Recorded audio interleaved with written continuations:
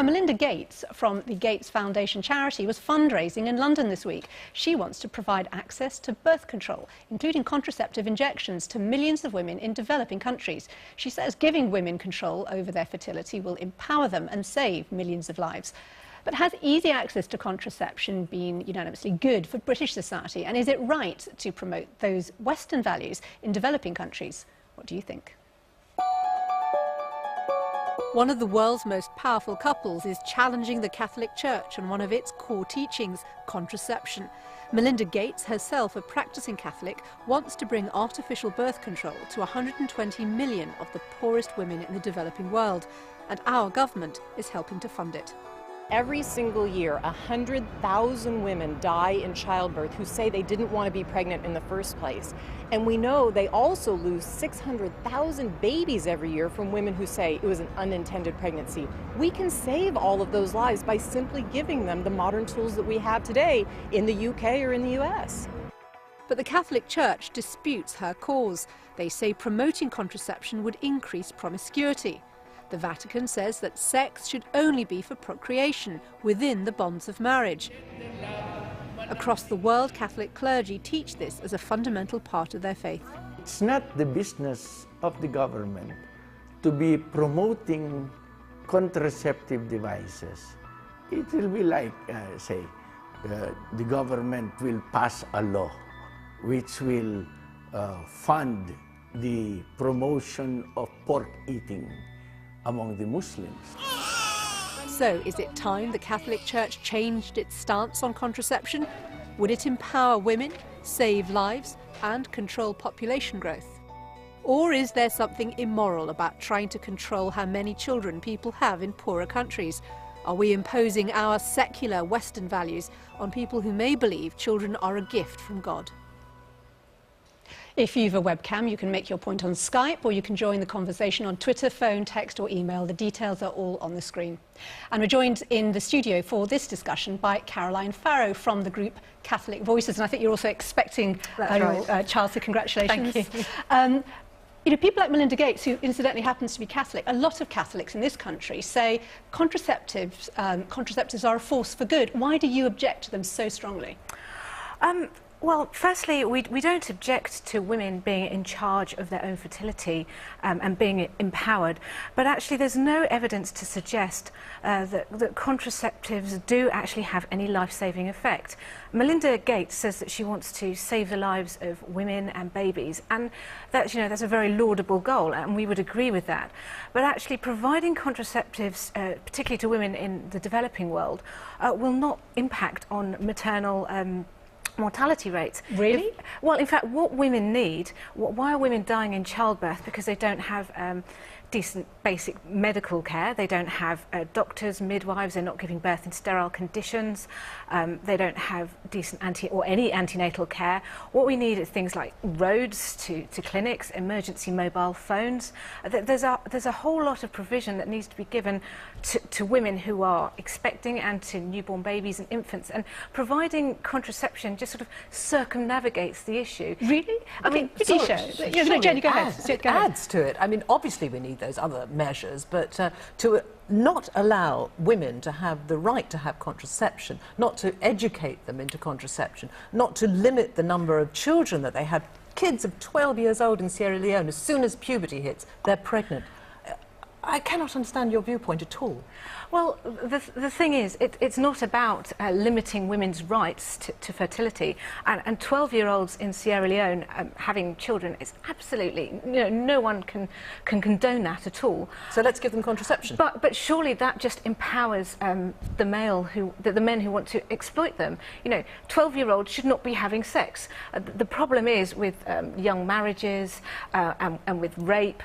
Actually, what we need to be doing is clamping down on those people that want to exploit the women. Yes, no one in their right mind would we argue can't just give against a 12-year-old contraception and say, well, it's okay if you have have no, I'm not saying that. Go ahead. I would second everything you said, that it's not just about mothers and kids. It's also about access to childcare, access to hospitals, access to emergency doctors' assistance. But it's also about saying that if you have a situation, life is not ideal, life is what it is, and if you have a situation in which there are these 12-year-olds, 13, 14-year-olds giving birth, not having the education to know that this is how babies are made, this is what you can do and you don't have to do. I think we must give them contraception in the first instance. Children?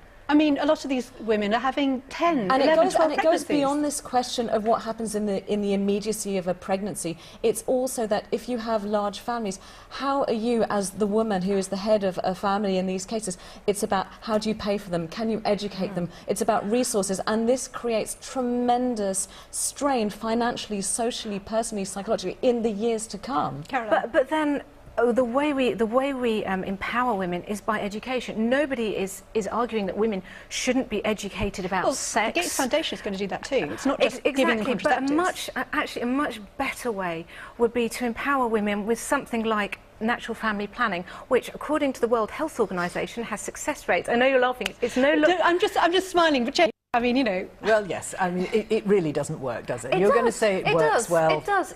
I mean, this is no longer sort of the Vatican roulette. And the World Health Organization reports success rates of 97%. But what about safe sex? I mean, we need contraceptives which provide safe sex. Have you been to Africa? Have you been around Kenya and Uganda and seen the mothers dying of AIDS with hundreds of children there who are going to be orphans? And it's also, can I just say, it's also about power, that even if we give all the education in the world, we have to realise that women within relationships don't always have the power to say, can you please use a condom, or can we do it like this, or not now. It's very, very difficult. I think that given that this is a crisis situation, I absolutely buy what you're saying, I really do, but this is a crisis situation which isn't just to do with contraception and the right to life and this, that and the other. It's about But the evidence shows consequences. The evidence shows that condoms, for example, believe it or not, don't actually work. There's going to be a lot of dispute. What's your source for that? Okay, Professor Edward Green, who is head of HIV and AIDS prevention at Harvard University. He's an atheist, he's a liberal, he has no Catholic agenda whatsoever.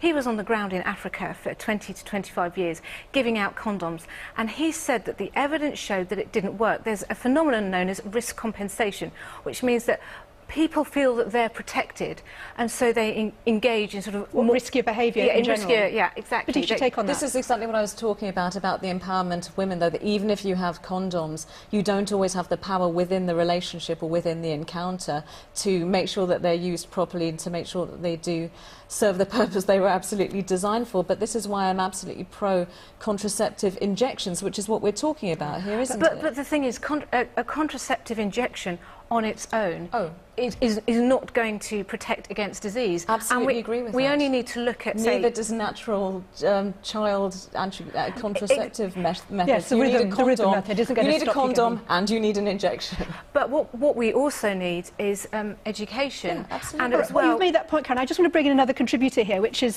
Father John Is it Redmond? Forgive me if I got your name wrong. Yes, Redford. Redford. No, well, women like Caroline, who live in Britain, you know, they can choose not to use contraception, you know, for their faith. But why should women in poorer African countries or Asian countries, why should they be denied that choice? Could I just first say to congratulate your contributor, Catholic contributor, being attacked from all sides. She's doing very well indeed. Well, we brought you in to back her up, so go ahead, Father John. That's all right. Now, look, I think I would like to emphasise very much the Church does not say that people should have as many children as possible, that there is the natural family planning, and in fact there is a research group called NAPROS Technology, Natural Procreation Technology. Now, why in the recent, for example, in the recent conference that there was, and David Cameron put his own oar in here, didn't he? Why is it that was the subject of natural family planning even discussed?